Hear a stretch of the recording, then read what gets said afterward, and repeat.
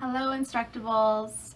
I'm really excited to share with you a little more detailed information about how I made my Hope Chest dollhouse and my DIY doll furniture, which are made from things you can find around the house. My whole entire dollhouse and dollhouse furniture probably cost me between $20 and $30 to create all of it. If you know dollhouse furniture and you know dollhouses, you can spend $30 on one piece of furniture. And even on the cheaper end, like $40 for a whole room set. So what I thought was fun about this project and would make it a really great summer camp project is that it's easy enough and safe enough for kids to do along with you. But it's also special enough and fun enough for it to be like a lasting fun thing to have in your home. So I'm really excited to share it with you. So we're going to first talk about the house a little bit itself, and then we'll move on to each piece of furniture and how they were created. Okay, please ignore the background noise. My children are playing happily, woohoo! Let's hope that it stays that way. And my craft room is a little messy, so let's just pretend like you don't see any of that. Okay, so I'll start with the outside. First of all, this is a Hope Chest. This is a Hope Chest that I found at a garage sale for $5. I got really lucky. It's wood, it's awesome. It has these cool old brass hinges. But I know that you can find Hope Chests anywhere. So many people have Hope Chests in their house and they don't even realize it. These are great doll houses. They make great doll houses because they're sturdy and they're pretty much a doll house that just needs a little bit of work. It's like they're built in. So a great find, and you can find these. In fact, I just saw one at a thrift store and I almost bought it to make another dollhouse because it was $9 and it was amazing. But just keep your eyes out because they make great dollhouses. So here is the front. I just painted it. It's really simple, and it was so simple that my 5-year-old actually helped me. He drew this little light right here, the little circle, and he did some of this looping. So it was kind of fun because this is a gift for my daughter, and he got to be in on the fun. So especially for a summer project, especially with older kids who like to paint, they would have a lot of fun doing that. And you could get really creative. You could paint shadows, you know, like a grandmother inside reading to her grandchild or something awesome if you were like really creative and talented like that. So I'm not, so this was very simple, but just kind of fun and cute and vintage looking, and that's what I was going for. So that's the outside. I'm going to try and open this up without destroying the world. Let's see. Okay, so this is the inside. As you can see, I have 6 rooms. I did 2 bedrooms. I did a little living room, a bathroom, a washroom, and a kitchen. And so now I'm going to talk about flooring and walls. So what I did is I Mod Podged. I used paper and Mod Podge. Now, again, if you know the dollhouse world and how expensive things are, you can go to the dollhouse section at the craft store and you can buy flooring, and it's adorable and it's really expensive. And you can buy the wallpaper and it's adorable and it's really expensive. So you could go that route. But if you want to save money and still have something really cute and sturdy, then get paper and Mod Podge it. And what's great about paper is that your options are literally endless. I found this really fun one. I feel like it's got such like a fun 60s vibe for wallpaper. This is my flooring in most of my floors. It's a nice hardwood floor. I think it's called herringbone. I don't know for sure. This is another one that turned out to be a really pretty wallpaper that I used. And then this is the one that's in my bathroom and my washroom because doesn't it look just like tile floor? So fun. Some other ones you could do that I didn't do. This is a really great like small pinstripe, which would look awesome as a wallpaper. And this, how cool would this be if you did like a cool like loft, you know, like a New York loft style dollhouse, or just to be like the background of a fireplace or something. It's got this nice brick, and this is all paper. Paper is inexpensive and awesome. And then I just Mod Podged. So when you Mod Podge, you put down a layer of Mod Podge, you put your paper, and then you do another layer of Mod Podge. And you can even do another layer on top of that. and it just seals it in. It makes it really, really sturdy. It's awesome. I mean, my kids play with this almost every day, and I have no dings, I have no scratches, I have no problems. So I love it. I love it. I think it's a great way to go. I also painted my ceilings. I just painted them with white craft paint. So that's what I did there. And there you go. I will come back and tell you more in a moment. To talk about some of the details on the inside, not sure how well you can really see, but I have a chandelier on the wall. I have all this artwork. I have like a little floor mat on the bathroom. I've got this awesome vintage fan on the wall, but especially the windows. So I got really lucky, and I found this book, this weird book. Oh, my kids are here. We'll see how long I got. She's downstairs, baby. This is what it is to have kids. They interrupt you every 2 seconds, as I'm sure most of you know. Okay, this is called The Enchanted Dollhouse Wedding. It's actually a really creepy book, but it cost me $1. I got it at a thrift store, and it has all this awesome stuff that I cut out, chopped up, and used. I Mod Podged them to the walls, and it was really fun. And I realized that I got lucky, and that was great, but you could do the same by just looking things up on the internet, printing them off in color, and Mod Podging them to the wall, which I have done. I've Mod Podged before. You have to be a little careful with how you do that if the ink hasn't set all the way. So if you print stuff off, what I'm saying is if you print stuff off your computer, let it sit at least overnight until the dye on the paper has set completely, because you don't want it to run when you put the Mod Podge on. But I have done that before for other projects, and you could do that. So you could go online and find really cute pictures of dollhouse windows and dollhouse furniture and dollhouse decorations. Just print them off and then Mod Podge them to the walls. So again, a fun little way to save money and to make something very, very special. So that's the end of the actual dollhouse, how I created the actual dollhouse. And now we're going to move on to each piece of furniture. Woohoo! Hello again. So first I'm going to talk about my little eyeglass sofa. Eyeglass case sofa, I should say. So yes, it's made from an eyeglass case that I purchased for, I think, $1 at a thrift store, and then I Lysoled all up in there because gross, right? You gotta keep it clean. But then I'll just show you exactly how I made the little pieces that kind of fit in there. So there's the sofa itself. It's an eyeglass case. It's been opened to put on its side. I've got this. I just always have this in the house. It's really thin foam that can be cut to any shape really easily. So I cut my shapes. I did, one large rectangular piece and then 2 pieces. And then I did 2 little arm pieces. And then I covered them with scrap material. I have a ton of scrap material because I'm a scrapper, DIYer, but you can even buy scraps at craft stores, or you can just purchase tiny amounts. You can say, hey, I want 1/10 a yard, and they'll give it to you, and it's hardly anything. So I got to pick out, and I really, I got to make this kind of special. I love the little gold arrows. I think it was really fun to make it that way.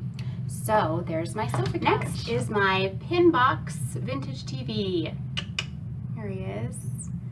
So this was a pin box, and I just thought, wow, that's really cute. I like the shape. It's so cute.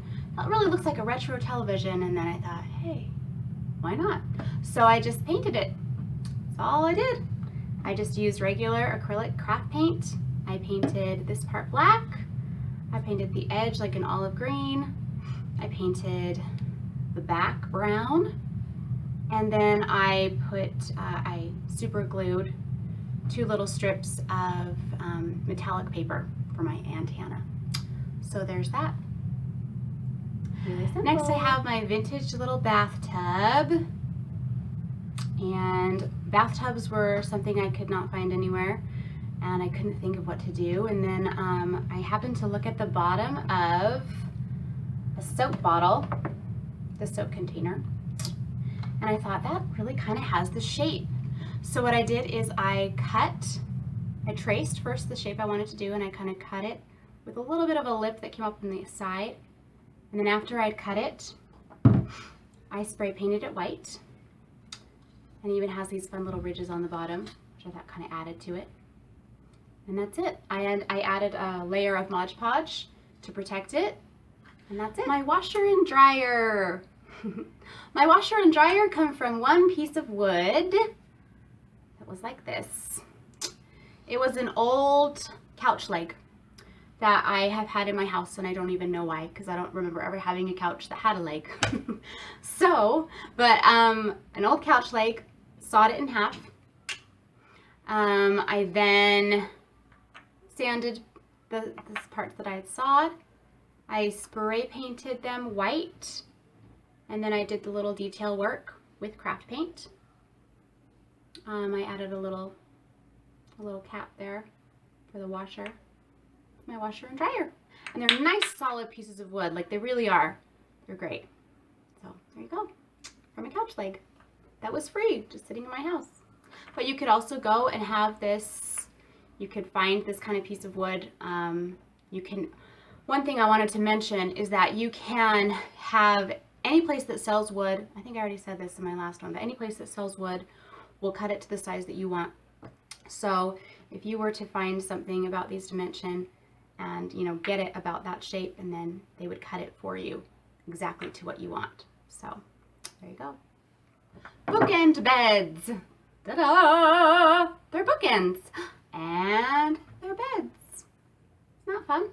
So I was lucky enough to find these bookends for $2, so $1 a piece at a thrift store. And they're nice solid pieces of wood, and they have this little lip right on them, which made the perfect headboard. I covered it with felt because I wanted it to look a little more refined. But they turned out perfect. They're the right size, they're just great. But you could have, again, you could go and get wood cut right to these dimensions so easily. But if you happen to have bookends, or if you happen to go thrifting and you see bookends, just try looking at the world a little differently and you might see something else. So for my beds, I created little bedspreads, just really simply out of, again, just leftover material that I had from other projects. I added a little lining because I thought that was kind of cute. Everything was just glued. But yeah, really, really simple. And I also made little pillows out of felt. So really simple, nothing fancy, but also just kind of added a little bit of a fun element. There's a throw pillow, also just made out of scrap material. So, and most of the time I hot glue things. I'm not much of a seamstress. I'm trying to teach myself to be a seamstress. But hey, if you can glue it, why not, right? My toilet. I love my toilet. I think it's so fun and funny. This is a floss container and the top of a shampoo bottle. Both of these things I already had in my house. So you could, of course, go and find them at even the dollar store. But yeah, I had them already, so this was free for me to make. You can super glue them together. But if you have small children and that might not work out, you can do what I did, which is I used wire. I fed it through the top of the floss, the bottom of the flossing, right to where it needed to connect. I fed it through and then I twisted it up and closed it up. There you go, a little toilet. Cost me nothing. Eyeglass case refrigerator. That's right, refrigerator. So this was an eyeglass case. Whoop, and it's a little refrigerator. So these are stickers that I found at a craft store that are all little food that would go into a refrigerator. And they've been put in there with Mod Podge, so they're nice and sealed in there. So kids can't just peel them off. And then this was painted, so it was actually, I think it was blue or black, and I spray painted it white. And then I Mod Podged it over it so it would have a nice finish and just kind of be nice and sturdy and chip resistant. So there you go, eyeglass case. This again was, I think, 25 cents for this eyeglass case. You can find them at any thrift store. And again, I would clean them.